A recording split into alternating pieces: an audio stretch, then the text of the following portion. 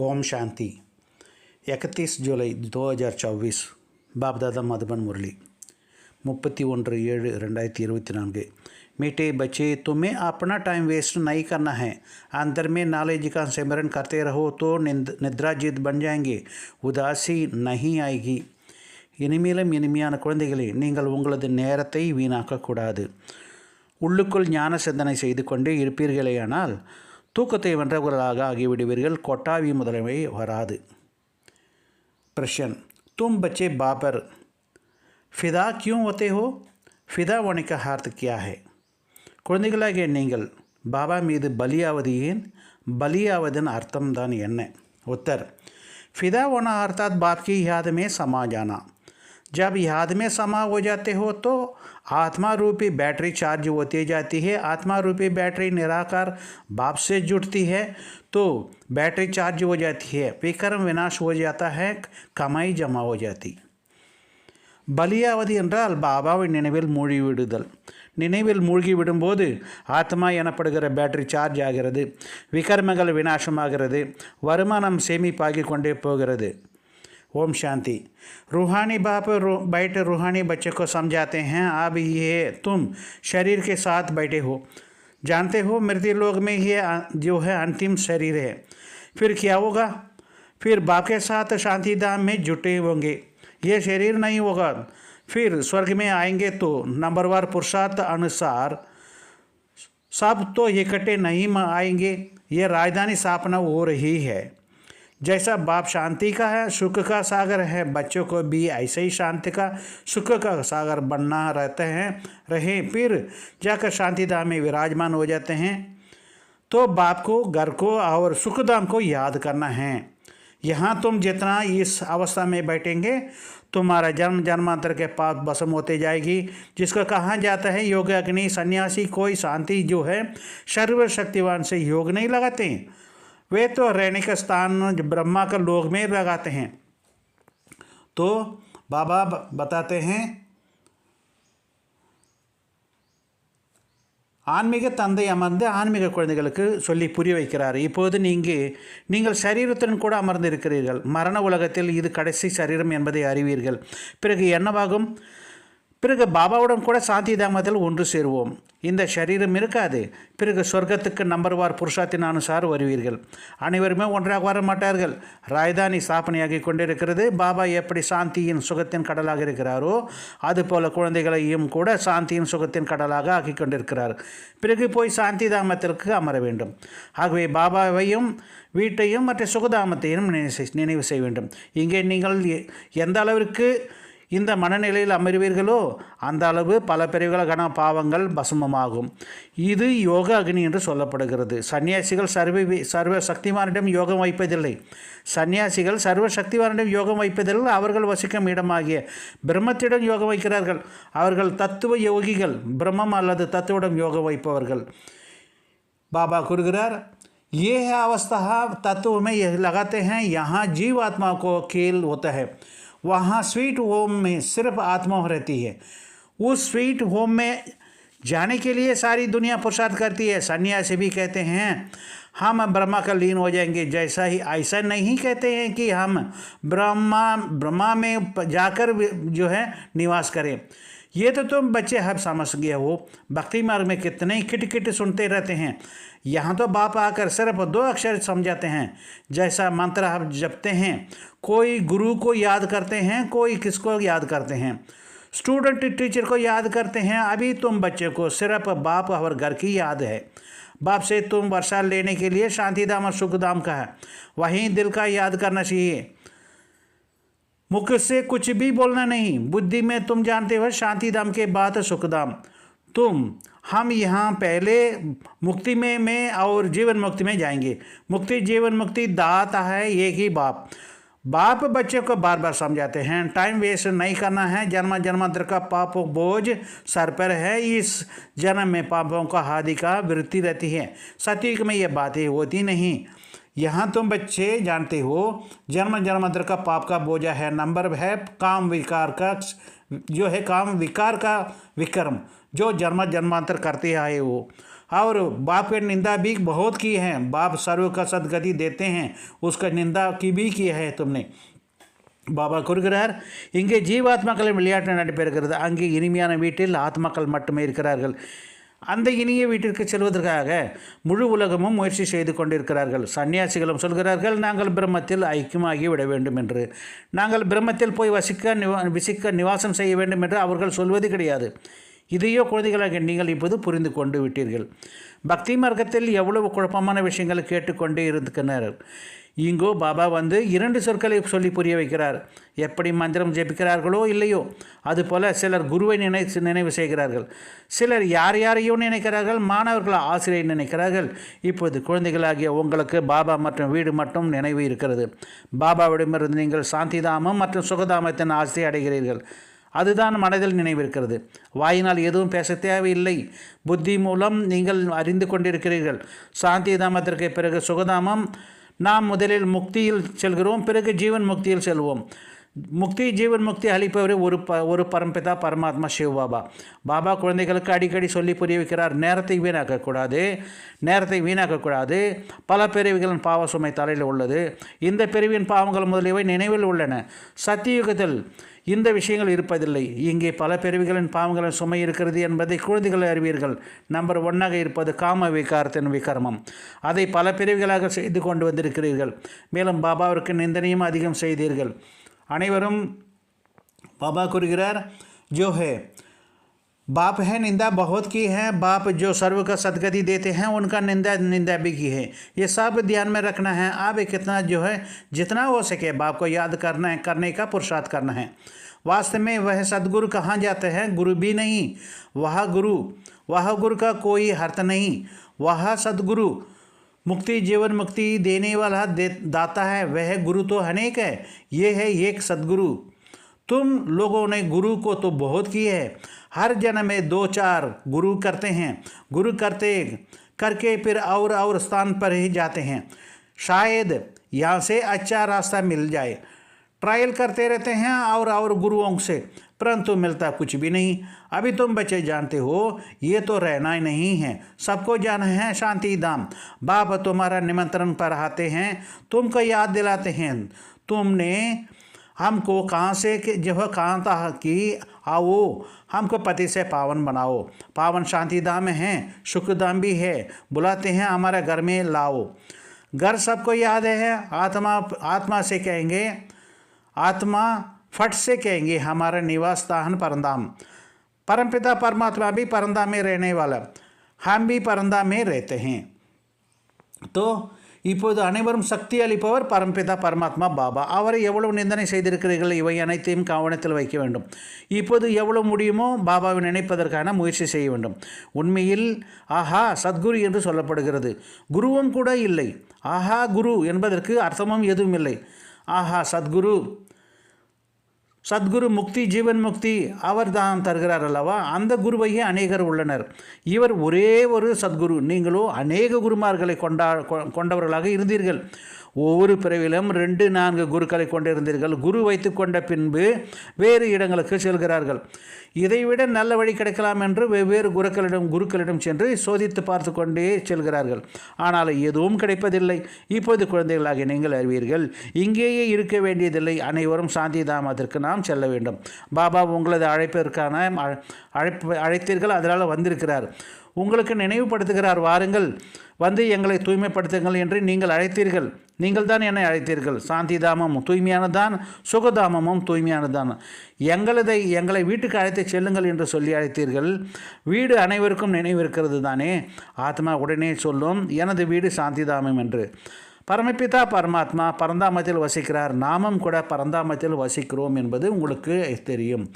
अब बाप ने समझाया है, तुम पर बृहस्पति की दशा बैठी हुई है. ये है बेहद का बाप. बेहद का दशा सब पर बैठी है. चक्कर फिरते रहता है. हम ही सुख से जो है सुख से दुख में, दुख से फिर सुख में आते हैं. शांतिधाम सुखधाम फिर दुखधाम. ये भी अब तुम बच्चे समझते हो. मनुष्यों की तो ये बुद्धि में नहीं बैठता है. अभी बाप जीते जी मरने का सिखलाते रहते हैं. परवाने समय पर फिदा हो जाते हैं, कोई उस पर आशिक भी वो जल मरती है, फिदा होते हैं कोई पर फेरी लगाने से चली जाती हैं। ये भी बैटरी है, सबका योग बल से वो एक ही है, निराकार बाप से जैसा बैटरी लगी हुई है। इस आत्मा के तो बहुत नज़दीक है तो बहुत सहज होता है। बाप को याद करने से तुम्हारे बैटरी चार्ज होते जाती है। तुम बच्चे को थोड़ी मुश्किल होती है, इसको सहज है।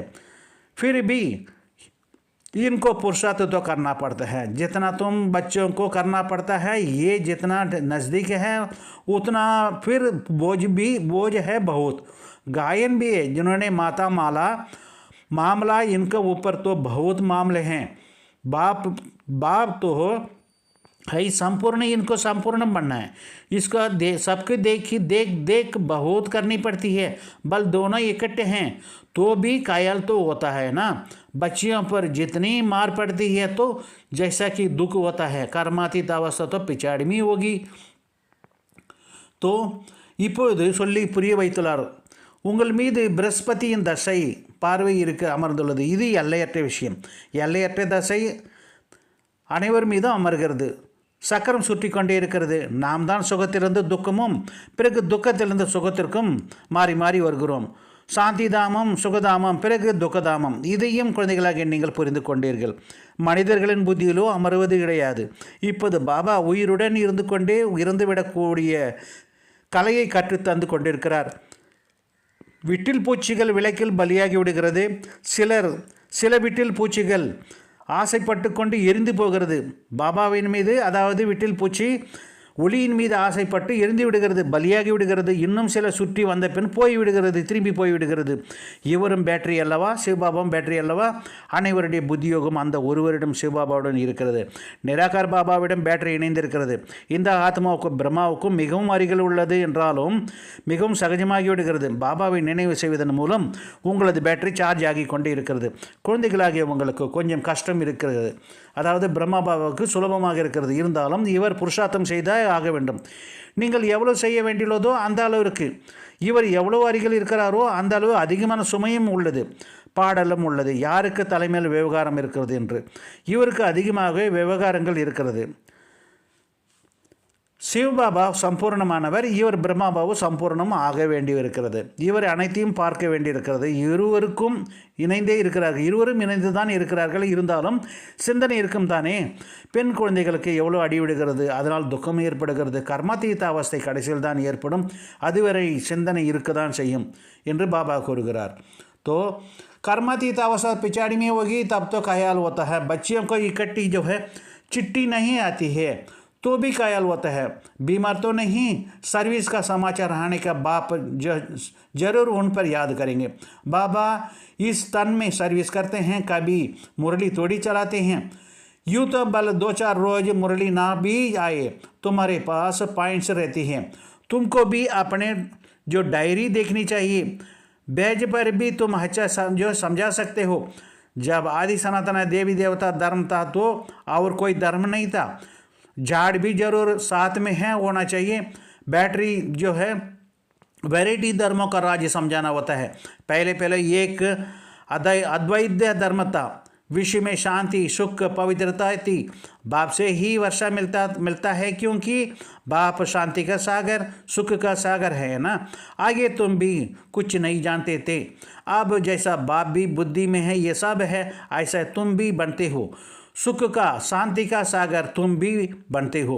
अपना पोता मिल देखना है किस बात में कमी है. मैं बराबर प्रेम का सागर हूँ. कोई ऐसा चलन तो नहीं जिससे कोई नाराज हो जाते हैं. अपने ऊपर नाराज जो नज़र रखनी है. ऐसा नहीं समझना कि बाबा आशीर्वाद करेंगे तो तुम ही बन जाएंगे. नहीं, बाप कहते हैं मैं ड्रामा अनुसार अपना समय पर ही आता हूँ. मेरा ही ये कल्प का जो प्रोग्राम है, ये ज्ञान दूसरा कोई नहीं दे सकते हैं. सत्य जो बाप, सत्य टीचर, सतगुरु भी एक ही है.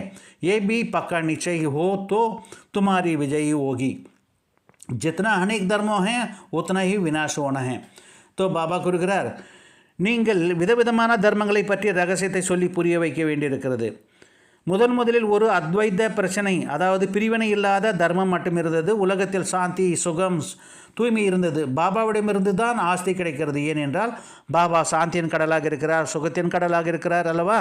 இதற்கு முன் நீங்களும் எதுவும் தெரியாது இருந்திருக்கிறீர்கள். இப்போது எப்படி பாபாவின் புத்தியில் இவை அனைத்தும் உள்ளனவோ அது போலவே நீங்களும் அறிந்திருக்கிறீர்கள்.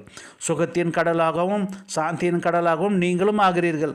தன்னுடைய அன்றாட கணக்கு வழக்கை பார்க்க வேண்டும். எந்த விஷயத்தில் என்னிடம் குறை உள்ளது? நான் உண்மையிலே அன்பின் கடலாக இருக்கிறேனா? யார் மீதாவது கோபப்படுகிற மாதிரி என்னிடம் எந்த ஒரு நடவடிக்கையும் இல்லாது இருக்கிறதா? தன் மீது பார்வை வைக்க வேண்டும். பாபா ஆசீர்வாதம் செய்தால் நீங்கள் இது போல ஆகிவிடுவீர்கள் என்றெல்லாம் நினைக்கக்கூடாது. பாபா கூறுகிறார், நான் டிராமாவின் அனுசாரம் என்னுடைய சமயத்தில் நான் சரியாக வருகிறேன். இது என்னுடைய கல்பத்தின் செயல்முறை திட்டமாகும். இந்த ஞானத்தை வேறு யாரும் தர முடியாது. சத்தியமான தந்தை, சத்தியமான ஆசிரியர், சத்தியமான சத்குரு ஒருவர் மட்டுமே. இதுவும் உறுதியாக இருந்தால் வெற்றி உங்களுடையதாக இருக்கும். இவ்வளவு அநேக தர்மங்கள் அனைத்தும் விநாசமாகியே தீர வேண்டும். எப்போது சத்தியுக சூரியவம்சி குலம் இருந்ததோ பாபா கூறுகிறார், जो अनेक धर्म जो है उनका विनाश हो जाना है. जब सतयुग सूर्यवंशी घराना था तो अब दूसरा कोई घराना नहीं था. फिर भी ऐसा नहीं होगा, ऐसा ही होगा. सारा दिन ऐसा अपने से बात करते रहो. ज्ञान की पानी से अंदर टपकते नहीं चाहिए, सब टपकना चाहिए. खुशी रहना चाहिए. बाप में नॉलेज है, वह तुमको हब मिल रही है, उसको धारण करना है. उसमें टाइम वेस्ट नहीं करना है. रात को भी टाइम मिलता है. देखना है आत्मा जो है अर्गेंस से काम करते थक गई तो फिर सो जाती. बाप तुम्हारा मुक्ति मार्ग की सब तक दूर कर अतक बना देते हैं. जैसा रात को आत्मा तक जाती है तो शरीर से हलाक हो जाती, जिससे नींद कहाँ जाता है. सोता कौन है? आत्मा के साथ कर्मेंद्रिय भी तो सो जाती है. तो रात को सोते समय भी बाप को याद कर ऐसा ख्यालात करते सो जाना है. हो सकता है पिछाड़ी में रात दिन तुम नींद को जीतने वाला बन जाओ. फिर याद में रहेंगे, बहुत खुशी रहेगी. 84 चक्र को पिराते रहोगे. उदासी है या ये जुटका आदि नहीं कहेंगे. है नींद को भी जीतने वाले बच्चे. कमाई में तो कभी भी नींद नहीं करना चाहिए. जब ज्ञान में मस्त हो जाएंगे तब तुम्हारी अवस्था वहीं बन जाएगी. यहाँ तुम थोड़ा टाइम बैठते हो तो कभी उदासी यह झुटका नहीं आना चाहिए. और तरफ अटेंशन जाने के भी उदासी आएगी. तो बाबा கூறுகிறார், இப்பொழுது எப்போது சத்தியுக சூரிய வம்சி குலம் இருந்ததோ அப்போது வேறு எந்த குலமும் இல்லை. மீண்டும் இது போலவே ஆகும். நாள் முழுவதும் இது போலவே தனக்குத்தானே பேசிக்கொண்டே இருங்கள். ஞானத்தின் பாயிண்ட்டுகள் உள்ளுக்குள் ஓடிக்கொண்டே இருக்க வேண்டும். குஷி இருந்து கொண்டே இருக்க வேண்டும். பாபாவிடம் ஞானம் உள்ளது, அது இப்போது உங்களுக்கு கிடைத்திருக்கிறது. அதை தாரணை செய்ய வேண்டும். இதில் நேரத்தை வீணாக்கக்கூடாது. இரவிலும் கூட நேரம் கிடைக்கிறது பார்க்கிறீர்கள். ஆத்மா உடல் உறுப்புகள் மூலம் காரியம் செய்து கொண்டு களைத்து போய் பிறகு தூங்கி விடுகிறது. பாபா உங்களுடைய பக்தி மார்க்கத்தின் அனைத்து களைப்புகளையும் போக்கி களைப்பற்றவர்களாக ஆக்கி கொண்டிருக்கிறார். எப்படி இரவில் ஆத்மா களைத்து போனால் சரீரத்திலிருந்து விடுபட்டு தனியாகி விடுகிறது. அது தூக்கம் என்று சொல்லப்படுகிறது. தூங்குவது யார்? ஆத்மாவா சரீரமா? ஆத்மாவுடன் சேர்ந்து கர்மேந்திரலும் தூங்கிவிடுகிறது.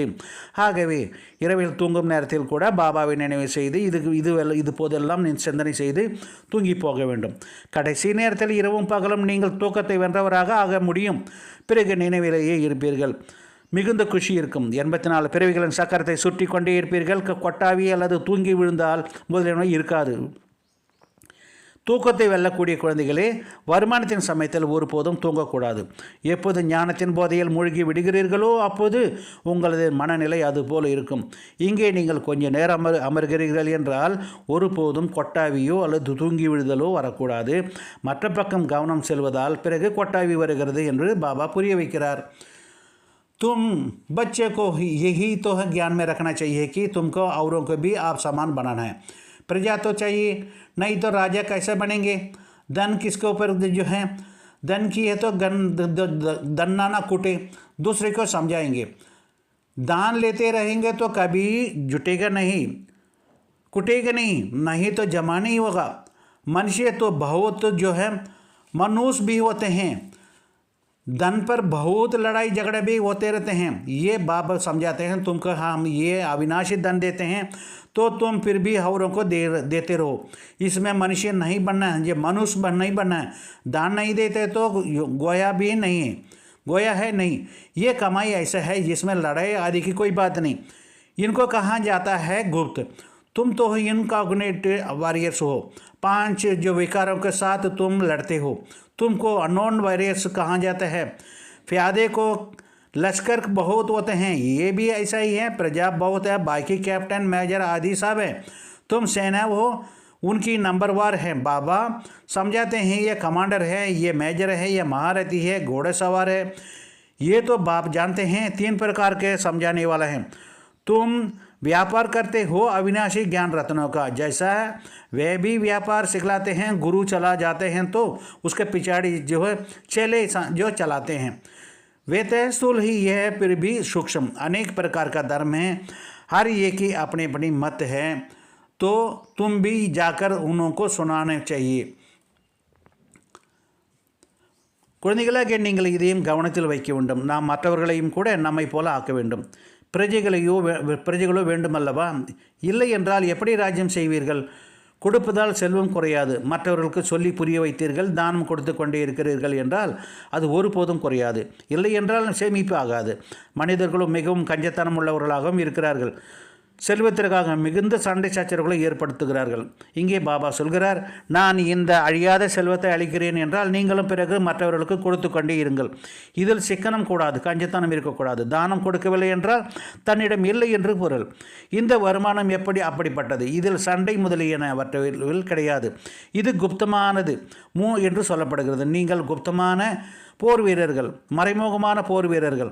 5 விகாரங்களோடு நீங்கள் போராடுகிறீர்கள். நீங்கள் வெளிப்படையாக தெரியாத போர் வீரர்கள் என்று சொல்லப்படுகிறீர்கள். காலாட்படையும் அதிகம் பேர் இருக்கிறார்கள். இங்கும் அதுபோல உள்ளார்கள். பிரஜைகள் அதிகம் பேர் உள்ளார்கள். மற்றபடி கேப்டன், மேஜர் முதலில் அனைவரும் இருக்கிறார்கள். நீங்கள் சேனைகளாக இருக்கிறீர்கள், அதிலும் நம்பர்வார் இருக்கிறீர்கள். பாபா புரிய வைக்கிறார், இவர் கமாண்டர், இவர் மேஜர் என்று. மகாரதி குதிரைப்படையினர்களும் இருக்கிறார்கள். இப்போது பாபா அறிவார். 3 விதமான முறையில் புரிய வைப்பார். நீங்கள் அவினாஷி ஞான ரத்தனங்களை வியாபாரிகளாக இருக்கிறீர்கள். எப்படி அவர்களுடன் வியாபாரம் கற்றுத்தருகிறார்களோ, குரு இறந்து விட்டால் அவருக்கு பின்னால் சீடர்களும் போய் அவர் கற்றுக்கொண்டு அதை நடத்துகிறார்கள் அல்லவா? அது ஸ்தூலமானது, இது சூக்ஷ்மமானது. அநேக விதமான தர்மங்கள் உள்ளன. ஒவ்வொருவருக்கும் அவரவர் தன் வழிமுறை இருக்கிறது. நீங்கள் கூட போய் அவர்கள் சொன்னதை கேட்கலாம். அவர்கள் என்ன கற்றுத்தருகிறார்கள், என்னென்ன சொல்கிறார்கள் என்று பாபாவும் உங்களுக்கு 84 பிரிவுகளின் சக்கரத்தின் கதையை சொல்லி புரிய வைக்கிறார். இப்போது बाप तो तुमको 84 चक्रों का कहानी सुनाते हैं, तुम बच्चों को तो बाप हाकर वर्षा देते हैं। यह ड्रामा में नोंद है। कभी कलयुग हांत तक यह आत्मा आती रहती है, वृद्धि तो पाती रहती है। जब तक बाप आते हैं संख्या बढ़ती ही रह जाती है। फिर इतना सब रहेंगे कहाँ, खाएंगे कहाँ, सब हिसाब रखना पड़ता है। वहाँ तो इतने मनुष्य होते नहीं, खाने वाला ही थोड़े होंगे, सबको अपनी खेती ही रहती है। अनाज रखकर क्या करेंगे? वहाँ बरसात आदि के लिए यज्ञ जो है आदि नहीं करना पड़ती है, जैसा यहाँ करते हैं। अभी बाप ने यज्ञ रचा है, सारी पुरानी सृष्टि यज्ञ में स्वाहा हो जाती है। ये है वेद का यज्ञ। वह लोग जो है हद का यज्ञ रचते हैं बरसात के लिए। बरसात बड़ी तो कुछ वजह तो हो गई है, यज्ञ की सफलता हुई है। नहीं होने से अनाज नहीं होगा, अकाल पड़ जाता है। बल यज्ञ आदि रचते हैं, परंतु बारिश को नहीं पड़ता तो क्या कर सकते हैं? आफत में तो सब आने हैं।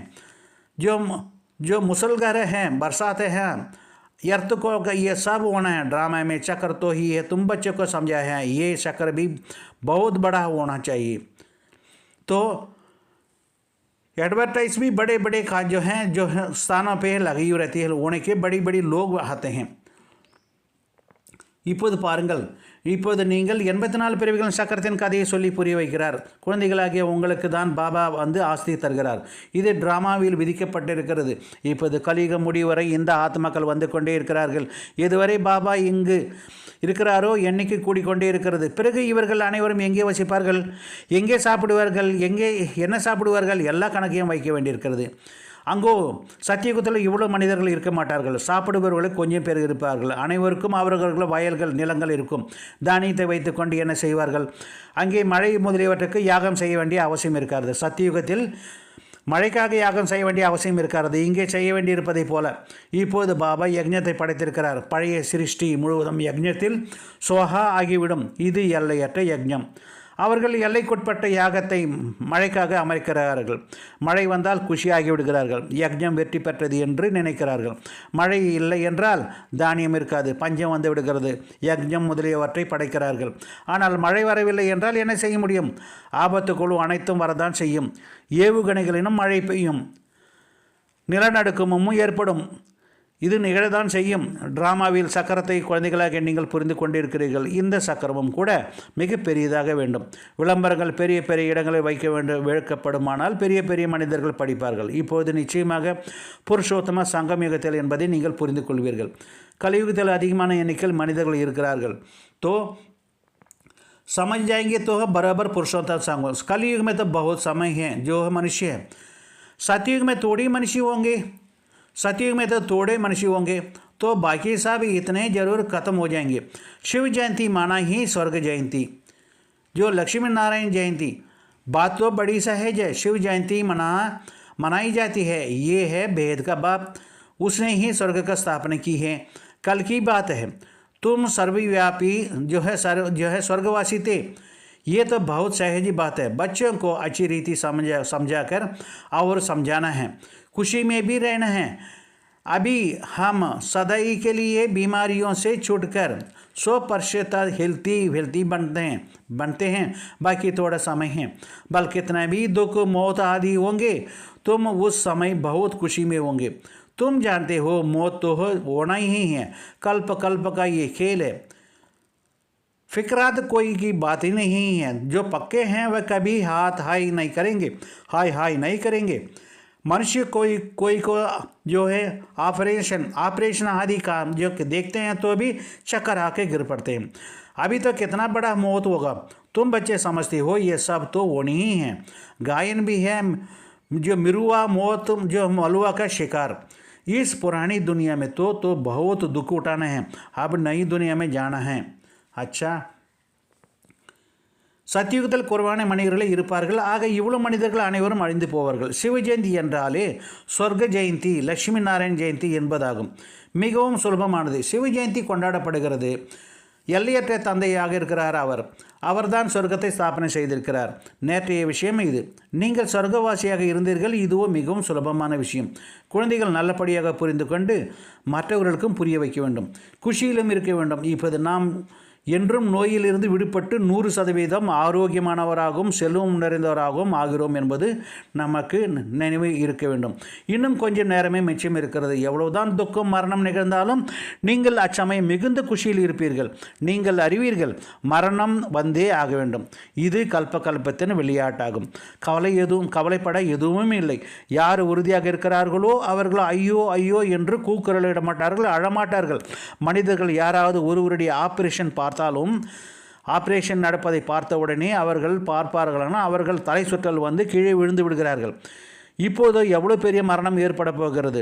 குழந்தைகளாக நீங்கள் புரிந்து கொண்டீர்கள். இவை அனைத்தும் நடந்தே ஆக வேண்டும். பாடலும் உள்ளது. வேட்டையாடப்படும் மிருகத்திற்கு இறந்தால் வேட்டையாடும் மிருகத்திற்கு திண்டாட்டம், அதை வேட்டையாடக்கூடிய வேட்டைக்காரனுக்கு கொண்டாட்டம். இப்பழைய உலகத்திலோ அதிக துக்கத்தை अடைந்தாயிற்று. இப்போது புதிய உலகத்திற்கு நாம் செல்ல வேண்டும். अच्छा, धारणा के आगे मुख्य सार। बाप से अविनाशी ज्ञान लेकर दूसरे को दान देना है। ज्ञान दान करने में जो है मनुष्य नहीं बनना है। ज्ञान की पॉइंट्स अंदर टपकते रहे। राजा बनने के लिए प्रजा जरूरी बनाना है। இப்போது பாயிண்ட் பாருங்கள். தாரணைக்காக முதல் பாயிண்ட், பாபாவிடமிருந்து அழிவற்ற ஞான ரத்தனங்களை பெற்று மற்றவர்களுக்கு தானம் செய்ய வேண்டும்.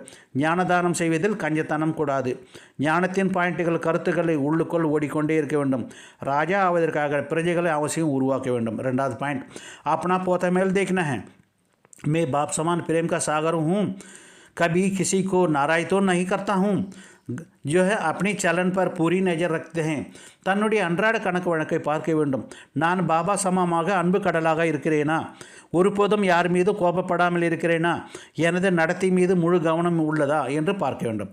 वरदान ज्ञान के साथ गुणों को इमर्ज कर सर्वगुण संपन्न बनने वाला गुणमूर्त भव. ஞானத்தின் கூடவே ஞானங்களை வெளிப்படுத்தி அனைத்து விதமான குணங்களை நிறைந்தவராகி குணத்தின் மூர்த்தி ஆகுக. இந்த வரதானத்தின் விசாரத்தை பாருங்கள். हर एक में ज्ञान बहुत है लेकिन अब आवश्यकता के गुणों को इमर्ज करने की, इसलिए विशेष कर्म द्वारा गुणदाता बनो. संकल्प द्वारा कि मुझे सदा संपूर्ण जो है गुणमूर्त बन सबको गुणमूर्त बनाने के कर्तव्य में तत्पर रहना है. इससे व्यर्थ देखना है, सुनने का करने की जो है फुर्सत नहीं मिलेगी. इस विधि से स्वयं को भी सर्वों को भी कमजोरियों को सहज समाप्त हो जाएगी. तो इसमें हर एक की अपने की निमित्त हवज्ञ नंबर समझ सर्वगुण संपन्न बनना और बनाने की जो प्रैक्टिस जो एग्जाम्पल बनो. அனைவரின் அதிகமான ஞானம் உள்ளது, ஆனால் தற்போது குணங்களை வெளிப்படுத்தக்கூடிய அவசியம் உள்ளது. எனவே விசேஷ கர்மத்தின் மூலமாக குணத்தின் வள்ளலாகுங்கள். நான் எப்பொழுதும் குணமூர்த்தியாக அனைவருக்கும் குணத்தின் மூர்த்தி ஆவதற்கான காரியத்தில் ஈடுபட்டு இருக்க வேண்டும் என்ற எண்ணம் வைக்க வேண்டும். வீணானதை பார்ப்பதற்கு, கேட்பதற்கு, செய்வதற்கு நேரம் கிடையாது. இந்த விதியினால் தன்னுடைய மற்றும் மற்றவருடைய பலவீனம் சுலபமாக சமாப்தியாகிவிடும். எனவே இதில் ஒவ்வொருவரும் தனது நிமித்தம் என முதலில் புரிந்து கொண்டு அனைத்து குணங்களிலும் நிறைந்து மற்றவர்களையும் மாற்றுவதற்கான உதாரணமாக வேண்டும். ஸ்லோகன் मनसा द्वारा योगदान, वाचा द्वारा ज्ञानदान और कर्मना द्वारा गुणों का दान करते रहो. மனதின் மூலமாக யோகதானம், வார்க்கத்தின் மூலமாக ஞானதானம் மற்றும் கர்மத்தின் மூலமாக குணத்தின் தானம் கொடுத்து செல்லுங்கள். अच्छा मीठे मीठे सिखलते बच्चों प्रति माता पिता बाप दादा का याद प्यार और गुड मॉर्निंग. रूहानी बाप की रूहानी बच्चों को नमस्ते. हम रूहानी बच्चों की रूहानी बाप दादा दोनों को याद प्यार, गुड मॉर्निंग, நமஸ்தே. ஓம் சாந்தி, ஓம் சாந்தி, ஓம் சாந்தி.